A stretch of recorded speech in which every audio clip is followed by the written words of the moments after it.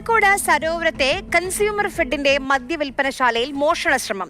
പുലർച്ചെ 2:15 പൂട്ട് പൊളിച്ച് അകത്ത് കടക്കാനായിരുന്നു മോഷ്ടാക്കളുടെ ശ്രമം. സുരക്ഷാ ജീവനക്കാരൻ ഇടപെട്ടതോടെ മോഷ്ടാക്കൾ ഓടി രക്ഷപ്പെട്ടു.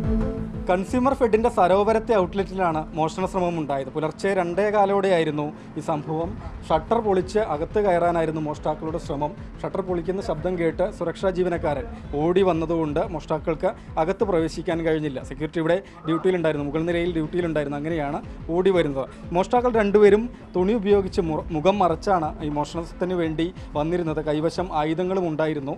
CCTV ക്യാമറകളൊക്കെ ഉണ്ട്. ഈ ക്യാമറയിലാണ് മോഷ്ടാക്കൾ പൂട്ടുപൊളിക്കാൻ ശ്രമിക്കുന്നതിൻ്റെ ദൃശ്യങ്ങൾ പതിഞ്ഞത്.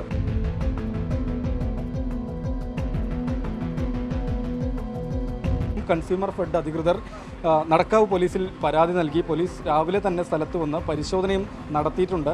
മോഷ്ടാക്കളെക്കുറിച്ച് ഏതായാലും വിവരങ്ങളൊന്നും ഈ ഒരു ഘട്ടത്തിൽ ലഭ്യമായിട്ടില്ല. എന്തുതന്നെയായാലും സെക്യൂരിറ്റി കൃത്യസമയത്ത് ഇടപെട്ടതുകൊണ്ട് മോഷ്ടാക്കൾക്ക് പൂട്ടുപൊളിച്ച് അകത്ത് കയറാൻ കഴിഞ്ഞില്ല എന്നുള്ളതാണ്.